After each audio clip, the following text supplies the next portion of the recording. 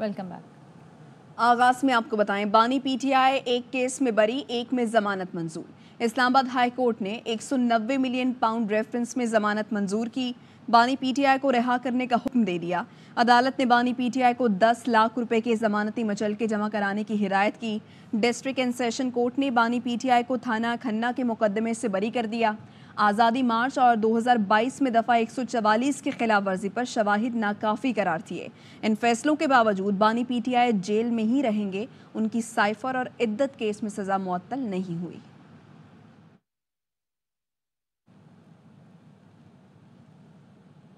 अदलिया से फैसले आइन और कानून के मुताबिक आने चाहिए, मिजाज के मुताबिक नहीं। आज एक फैसला आया, उस पर सुप्रीम जुडिशल काउंसिल का इजलास बुलाना चाहिए। गवर्नर सिंध कामरान टिसोरी का मुतालबा। कामरान टिसोरी ने कहा, सब कह रहे हैं हवा बदल रही है, मूड बदल रहा है, फैसले बदल रहे हैं, ऐसे तो पाकिस्तान नहीं चलेगा। इस्टेब्लिशमेंट के खिलाफ जो भी बात करे उसके असासे फौरी तौर पर चेक होने चाहिए। जात पर सवाल उठने लगे तो कुर्सी से उठ जाना चाहिए। अदलिया की तरफ से आया, फैसले आईन कानून के मुताबिक होने चाहिए, न कि मिजाज के मुताबिक। हाल पर सुप्रीम जुडिशल काउंसिल का इजलास फौरी तौर पर बुलाना चाहिए। कौम जिस परेशानी में मुब्तला है, बड़ी अदालत या बड़ी बैठक ही निकाल सकती है। सुबह शाम के ऐसे फैसले जिनके हक में आ रहे हैं वो भी परेशान है। जिन फैसलों को सालों में आना चाहिए था, घंटों के अंदर आ रहे हैं। इसकी वजह किसी एक तरफ का झुकाव है। अदलिया को देखना पड़ेगा। सब कह रहे हैं मूड बदल रहा है, हवा बदल रही है, फैसले बदल रहे हैं, ऐसे तो नहीं चलेगा। एस्टेब्लिशमेंट के खिलाफ कोई भी शख्स बात करे, उसके असासे फौरी तौर पे चेक कर लेने चाहिए। सवाल जात पर उठे तो कुर्सी से उठ जाना चाहिए। और बानी पीटीआई को 9 माह बाद अवाम के सामने आने का मौका मिल गया। कल वीडियो लिंक के जरिए सुप्रीम कोर्ट की नैब तरमीम केस की समाअत में पेश होंगे। समाअत से पहले पीटीआई क़यादत अडयाला जेल में मुलाकात करके हिकमत अमली तैयार करेगी। ये पहली बार होगा जब वो चीफ जस्टिस काजी फैज ईसा की सरबराही में बेंच के सामने पेश होंगे। गुज़श्ता समाअत में चीफ जस्टिस ने बानी पीटीआई को ज़ाती हैसियत में पेश होने की इजाज़त देते हुए हुकूमत को इंतजामात करने की हिदायत की थी। लतीफ़ खोसा कहते हैं, कल ऐवान में बैठे लोग थर थर कांपेंगे। सुप्रीम कोर्ट में केस लगा हुआ है, खान को उन्होंने वीडियो लिंक के जरिए लाया है। ऐवानों में बैठे हुए ये थर थर कांपेंगे। खुदारा होश के नाखुन लोग। पाकिस्तान को इमरान खान ही तरक्की दे सकता है। आज हम गिड़गिड़ा के IMF से भीख मांग रहे हैं। 100% पाकिस्तानी ओवरसीज हर चीज निछावर करने को तैयार है। जिद्दोजहद रूल ऑफ लॉ की, लेकिन बात इस्टेब्लिशमेंट से करनी है। जानते हैं किसका पांव पकड़ना है। बिलावल भुट्टो की कौमी असम्बली में अपोजिशन पर कड़ी तनकीद। कहा, 9 मई को बगावत करने वाला रो रहा है, मुझे निकालो। अगर माफ़ी मांगने पर तैयार नहीं तो रोना धोना जारी रहेगा और भुगतना पड़ेगा। समझते हैं वज़ीर आला KP इन्होंने बनाया, हकीकत में उसको किसी और ने बनाया और वो अच्छे बच्चे की तरह खान साहब को खुश करने के लिए हवाई फायरिंग करता है। जहद कर रहे हैं रूल ऑफ लॉ के लिए। बात अगर करना है तो सिर्फ हमारा अफवाज से। उन्हीं का पांव पकड़े हुए हैं। सो कॉल लीडर एक रात जेल से इतना घबरा गया कि उसने ऐलान जंग कर दी। कारकुनों को हदायत दी, मिलिट्री इंस्टीट्यूशंस पे हमला करो। उनका लीडर रो रहा है। मुझे निकालो। हकीकी आजादी नहीं, ये लीडर का रोना धोना बंद करना है। मैं 9 का माफी मांगने के लिए तैयार नहीं। मिलिटेंट विंग उनसे डिस्टेंस करने के लिए तैयार नहीं। इनका रोना धोना जारी रहेगा, इनको भुगतना पड़ेगा। ये जो तोहफा दिया है पख्तूनख्वा को, समझते हैं कि इन्होंने बनाया है, असल में किसी और ने बनाया है। सबसे पहले मौसम नकवी साहब से मिलता है। इतना अच्छा बच्चा है आपका, ये हवाई फायरिंग करता है हर दिन। खान को तो भी खुश रखना है। कोई कौन होता है मुझे सदर वज़ीर आला बनाने वाला? मौलाना फजलुर रहमान ने मौजूदा हुकूमत को नाअहल करार दे दिया। कहते हैं हुकूमत मुस्ताफ़ी हो जाए, नए इलेक्शन कराए जाएं। किसान पर जुल्म करने वालों का मुहासबा क्यों नहीं किया जाता? इस वक्त जो हुकूमत है, मुझे नहीं लगता कि वो डिलीवर कर सके। ये इंतहाई कमजोर असम्बली है। पीपल्स पार्टी जो है वो हुकूमत का हिस्सा नहीं है। असरनो इलेक्शन हुकूमत मुस्ताफी हो जाए, फौज इलेक्शन से दूर रहे, किसी एजेंसी का इलेक्शन से कोई ताल्लुक नहीं होगा। इलेक्शन को इतना बदनाम कर दिया है कि इसको इलेक्शन कहना ही ना जाए। क्या हम मुल्क में एस्टेब्लिशमेंट के रजामंदी के बगैर कोई तहरीक नहीं चला सकते? क्या हमारा हर इलेक्शन उनकी मर्जी से होगा? क्या हमारे हर इलेक्शन का नतीजा उनकी मर्जी से होगा? एक सरकारी महकमा वो हमारा हाकिम हो और हम जो आइन में हुक्मरान कहलाते हैं, पार्लियामेंट जो हुक्मरान कहलाती है, वो मातहत इदारे की शक्ल इख्तियार कर ले, ये चीज़ किसी कीमत पर हमें काबिल कबूल नहीं है। ये नहीं कि एस्टेब्लिशमेंट जो है वो मुलाजिम भी हो और वो हाकिम भी हो। कौन होता है जो मुझे वज़ीर-ए-आज़म का ऑफर करता है? होता कौन है जो मुझे वज़ीर-ए-आला का ऑफर करता है? अवाम अगर मुझे वोट देगी और मैं इस पोजीशन में हूँ तो मैं सदर भी बनूंगा, मैं वज़ीर-ए-आज़म भी बनूंगा, मैं चीफ मिनिस्टर भी बनूंगा। बहुत मजलूम है इस वक्त, खासतौर पर पंजाब का जो किसान है, जिन्होंने ये जुल्म किया है, उनका मुहासबा क्यों नहीं किया जा रहा? फौज नहीं होगी तो पाकिस्तान भी नहीं बचेगा। बार बार इंटेलिजेंस इदारों का नाम लिया जा रहा है। कोई पकड़ी उछालेगा तो उसकी पकड़ी फुटबॉल बना देंगे। सेनेटर फैसल वाडा की प्रेस कॉन्फ्रेंस, कहा पर्दों के पीछे बातें ना करें, खुलकर कहें। कोई बदमाशी करेगा तो डबल बदमाशी करेंगे। बस बहुत हो गया। इदारों को निशाना बनाना बंद करें। फौज नहीं होगी तो पाकिस्तान भी नहीं बचेगा। अब कोई पगड़ी उछालेगा, उनकी पगड़ियों का फुटबॉल बनाएंगे। किसी पे इल्जाम लगाने से काम नहीं चलेगा, तराजू में शवायद देने पड़ेंगे। किसने मदाखलत की? बार बार इंटेलिजेंस इदारों का नाम लिया जा रहा है, तो भाई शवायद देना। इदारों को निशाना बनाना चारों तरफ से हो रहा है। तो सियासतदान भी बंद करें। Enough is enough, enough is enough. अगर आपकी सेल्फ अकाउंटेबिलिटी है तो इसका जवाब दें। बाबर सत्तार साहब ने जो उस वक्त के चीफ जस्टिस अतहर मिल्ला साहब को लिखा, अगर नहीं है कोई रिकॉर्ड का हिस्सा तो उसके रिपरकशंस हैं, फिर परेशानी है, फिर बहुत बड़े क्वेश्चन मार्क है।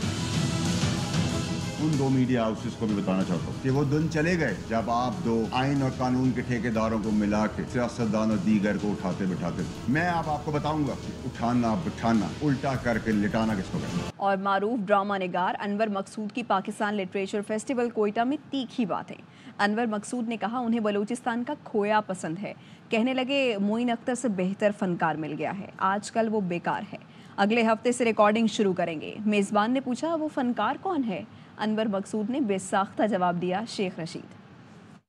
आपको बलूचिस्तान की क्या चीज़ अच्छी लगती है? मुझे खोया पसंद। खोया यहाँ कहाँ? नहीं, यहाँ जो बंदा खोया हुआ है मुझे वो पसंद है। भुट्टो साहब जाने वाले थे, जो आने वाला था वो बहुत दिन रहा। उनके बेटे इजाजुल हक साहब मेरे पास आए कि वालिद साहब इमरान को ट्रिब्यूट देना चाह रहे हैं और आपको मेज़बान बनाना चाह रहे हैं। मैंने बोलना शुरू किया तो वो 1 बजे तक बैठे रहे। उन्होंने कहा आप 5 घंटे बकवास करते रहे। मैं 5 घंटे बैठा रहा। मैंने कहा सर आप कितने दिन के लिए आए थे? 90 दिन के लिए। 8 साल हो रहे। वहाँ एक ब्रिगेडियर साहब थे, वो गुस्से में आ गए। उन्होंने मेरा गिरेबान पकड़ा, कह लगे आपको हम बुलाते हैं, आप बॉर्डर क्रॉस कर जाते हैं। तो मैंने कहा सर तनख्वाह आपको मिलती है बॉर्डर क्रॉस करने की, जब आपसे नहीं होता। फौज हमारी ज़रूरत है, फौज को भी ये समझना चाहिए जब हम नहीं रहेंगे तो फिर वो किस पे हुकूमत करे। वली अहद ने आने से मना कर दिया यहाँ। अब मुझे लग रहा है सब ठीक हो जाएगा। मुझे मोइन से अच्छा एक्टर मिल गया है, आजकल बेकार है वो, तो अगले हफ्ते से मैं उनके साथ रिकॉर्डिंग कर। शेख रशीद साहब है। सच बोलकर आदमी भूल जाता है क्या कहा, झूठ बोलकर सारी जिंदगी याद रखना पड़ता है।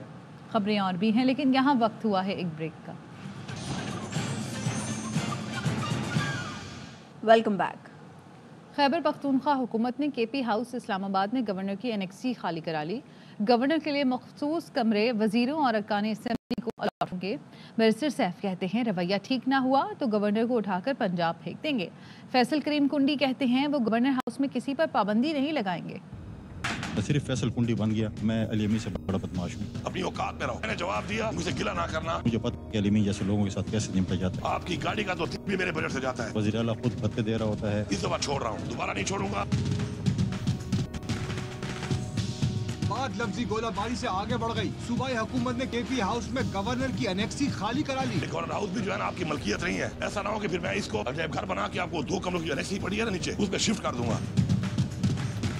तर्जुमान केपी हुकूमत बैरिस्टर सैफ कहते हैं चंद कमरे हैं, गवर्नर उनमें नहीं रहते, वहाँ अब वुज़रा और अरकान असेंबली को रिहाइश दी जाएगी। इखलाक के दायरे में रहे, वरना फिर उनको पकड़ के दरिया सिंध के दूसरी पार पंजाब में फेंक देंगे। वजीर आला के भाई फैसल अमीन गंडापुर ने कहा गवर्नर की केपी हाउस में दाखिले पर पाबंदी काबीना फैसले के मुताबिक लगाई। ये भाई साहब एक नोटिफिकेशन के साथ आके अगर समझते हैं इनकी को पावर है तो पावर इनको पता ही है कितनी है। गवर्नर फैसल करीम कुंडी का लफ्जी या सियासी जंग में ना पड़ने का ऐलान। कहा अगर मुझे कोई पसंद नहीं तो उसके गवर्नर हाउस में दाखिले पर पाबंदी नहीं लगाऊंगा।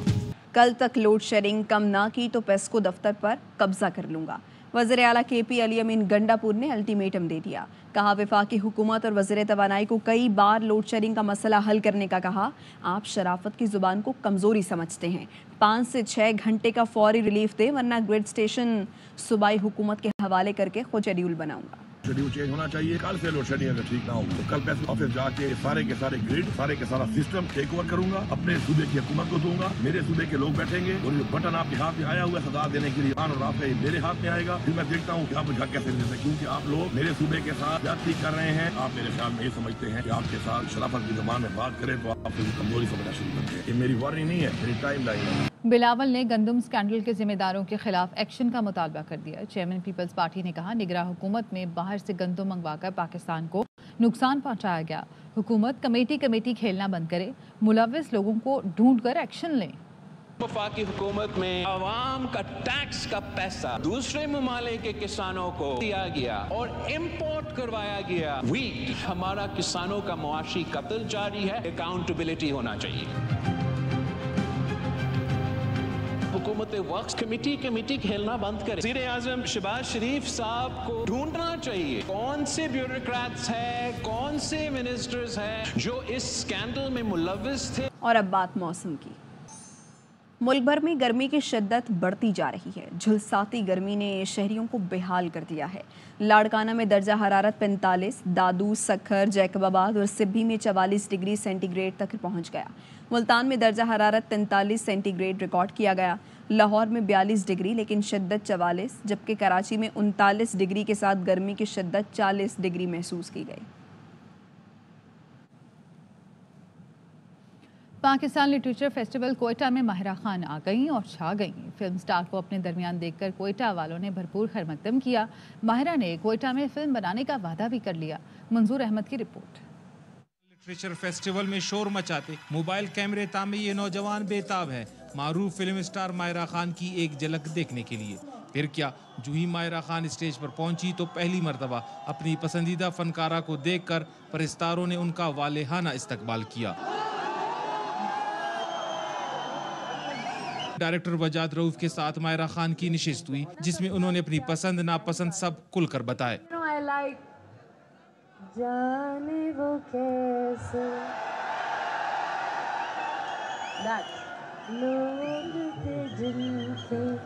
मुझे जैस्मिन, मुझे मोतिया की खुशबू बहुत अच्छी लगी। बड़े मेरे फेवरेट शायर हैं, एक तो साहिर लुधियानवी साहब और मेरी फेवरेट फिल्म है प्यासा। शोहरत की बुलंदियों को छूने वाली माहिरा खान ने अपने मुस्तकबिल के ख्वाब भी बताए। I would like to direct a film or a series. I'd like to write.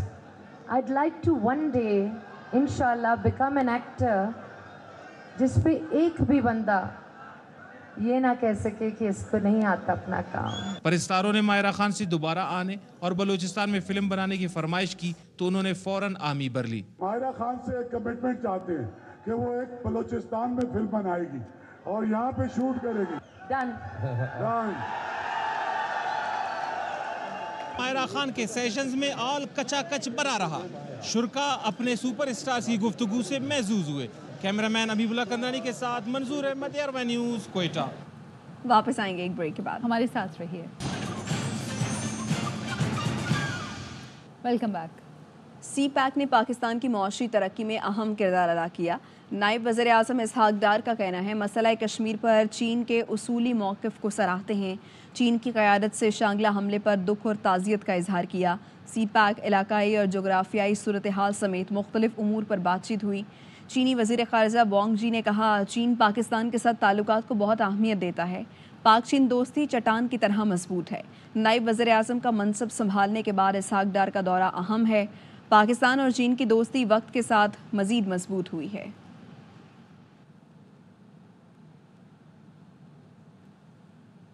Pakistan ने फतह 2 गाइडेड रॉकेट सिस्टम का कामयाब तजुर्बा कर लिया। ISPR के मुताबिक फतह 2 गाइडेड रॉकेट सिस्टम 400 किलोमीटर तक रेंज का हामिल है। तजुर्बे के दौरान मुख्तलिफ ड्रिल्स और तकनीकी अमूर का मुशाहिदा किया गया। मौसर नेविगेशन सिस्टम का हामिल फतह 2 कामयाबी से हदफ को निशाना बना सकता है। फतह 2 गाइडेड रॉकेट सिस्टम को पाक फौज के आर्टिलरी डिवीजन का हिस्सा बनाया जाएगा।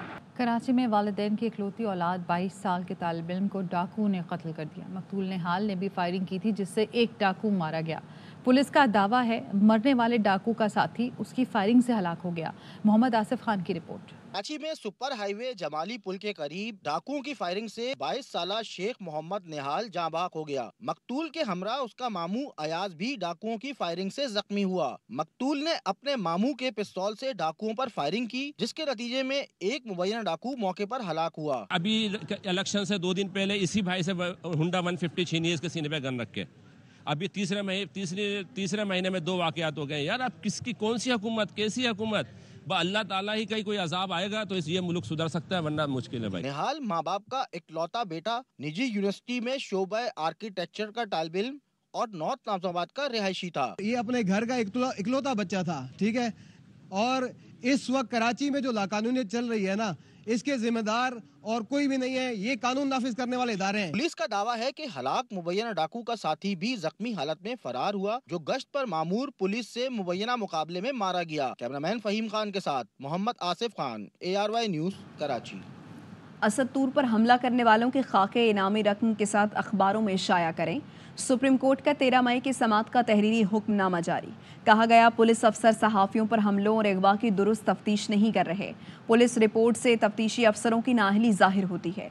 मतीउल्लाह जान और असद तूर से छीने मोबाइल फ़ोन ताहाल रिकवर नहीं किए गए। अदालत उम्मीद करती है पुलिस की तहकीकाती टीम तब्दील करके दुरुस्त तफ्तीश की जाएगी। सोशल मीडिया रेगुलेट करने से मुताल्लिक दरखास्त दायर होने का रिकॉर्ड जमा कराया जाए। केस की समाअत 1 माह के लिए मुलतवी कर दी गई। इसके साथ ही न्यूज़ बुलेटिन से फिर वक्त इतना है। देखते रहिए ARY न्यूज़।